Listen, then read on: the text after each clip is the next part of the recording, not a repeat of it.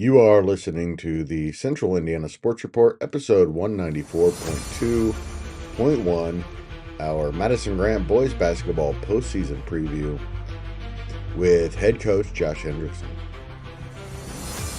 You're listening to the Central Indiana Sports Report with your host, Greg Mengelt. Welcome, basketball fans. It is officially tournament time. Today is March 4th, 2025. It's a Tuesday, so it's another day for the Central Indiana Sports Report. Of course it is. It's the opening day of IHSA boys basketball sectional play all over the state, except for 4-team sectionals, which start on Friday. The Argylls are at sectional 40 at Blackford. They start on Tuesday at 7:30 against 2-20 Muncie Burris. A Burris team the Argylls beat 63-39 less than 2 weeks ago. After going 6-17 last year, Madison-Grant rebounded this year for double-digit wins for the sixth time in the last 7 years. Madison-Grant started the season 3-0 with wins over Wabash, Clinton Central, and Elwood before losing 5 in a row. They kind of limped to the end of January at 5-7, then turned things around in the second half of the season, winning 5 of their last 7 games before a home overtime loss to Daleville on Friday in their regular season finale. With a win over Burris, which of course that should happen, Madison-Grant would play a 7-16 Alexandria team that they beat 70-65 in a thriller at Alexandria on February 14th. So the path is there for Madison-Grant to make a run in this sectional. Of course, on the other side of the bracket are the 3 teams with winning records, including top-ranked Wapahani, which is 22-1, CIC champion Blackford, which is 14-9, and 14-8 Eastbrook, which has won 8 of its last 9 games and beat both CIC co-champions, Blackford and Oak Hill. Madison-Grant has won 5 sectional championships in program history, including 3 before class basketball in 1973, 1988, a memorable one. Then 1996 with Kyle Runyon. It was 19 years later before Madison-Grant won 2 sectionals in 3 years, in 2015 at Tipton and 2017 at Taylor. Their last sectional win was 2 years ago, 53-36 over Eastern. Please stay tuned for Madison-Grant head coach Josh Hendrixson. You're listening to the Central Indiana Sports Report with your host, Greg Mengelt. All right, Coach. Well, I know it's not the way you wanted to end the season on Friday, but that having been said, your team made a nice comeback, did some good things in the second half, it looked like. Yeah, we did. We got down 16 early. I think, sometimes these guys have to see what the other teams can do before they settle in. We write some pretty good and extensive scouting reports, but sometimes they don't get settled in until they see them live. The kid that Daleville has that they got in the transfer portal from Pendleton via Lapel, he lit us up for 42, and we had a hard time guarding him. And how does this make you – does it change your mind about how you feel heading into the postseason, or was it just a little bump? It's just a little bump. We had a ball at the end with a chance to win it even through all that, so we make a shot. I don't get my emotions don't swing and sway on one possession of a basketball game. I'd still feel the same if we'd have made that basket at the end and won the game by 2 or we lost in overtime. So I still feel good about where we are. I still feel the same about where we are. Nothing really changed. And going into a game against Burris on Tuesday, a team that you just beat handily, any concern about overconfidence, or what do you want to see from your team in response? Just play fundamentally sound defensive basketball. Overconfidence is always a concern.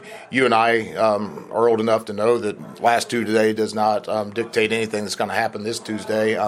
anything you do this morning really is not going to change a whole heck of a lot what goes on in the afternoon. But, these kids are teenagers. They know they beat this team by 24 just a week ago, and they think, they might think we just walk in there and we're going to do that again. It's our job as coaches to make sure that thought is the furthest thing from their mind when we head into practice, and then we head into the game tomorrow. Having a roster full of seniors has to help the fact that you're going into the sectional, and they're probably going to take it pretty seriously going into a game like Burris. Yeah, I would think so. It's a group of seniors, not a group of seniors that had a ton of varsity basketball experience, but it is a group of seniors. So hopefully that makes them as wise as teenagers can be. All right, and what kind of expectations do you have? What are you hoping to accomplish besides winning a sectional? Obviously, what do you want to see from your team this week? Execution on the offensive end, poise in crucial situations.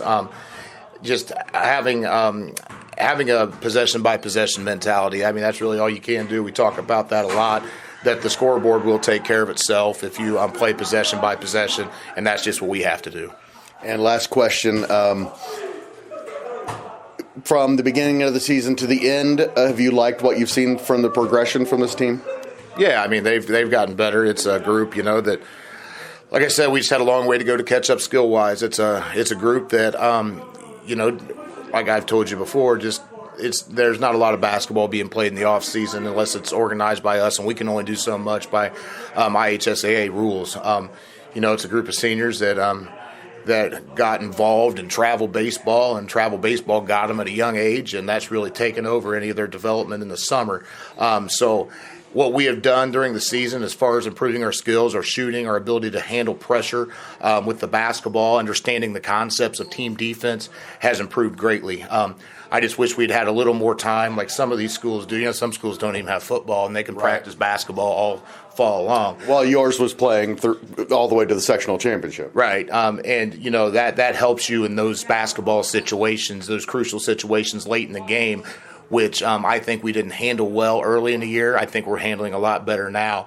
That's where our progression, I think, has gone up the most, is just handling late game pressure situations and crucial situations late in games. And I know we've talked about this before, but really good group of kids, really easy to work with, right? Oh, they're wonderful kids. The fact that we've gotten to double-digit wins, and is a testament to how hard they work and how much they listen. They're always willing to go out there and do what they need to do to win games. They're willing to do what they need to do in practice to improve, and they're always very coachable. They've been very coachable since I've known them. I think they are getting the most out of what their skill level has allowed them to get, and it's all a testament to how hard they work. Thank you so much to Coach Hendrixson for spending some time talking to our listeners, and for always being available anytime to talk about his guys. And thank you for listening. Please go subscribe to our YouTube channel. Even if you are already subscribed at SoundCloud, Spotify, Amazon, or Apple, please go to YouTube and subscribe to the Central Indiana Sports Report podcast. All you have to do is search Central Indiana Sports Report. It is very easy to find. Also, if you're interested in seeing the Central Indiana Sports Report thrive, please tell your friends and family. Tell them to give it a listen.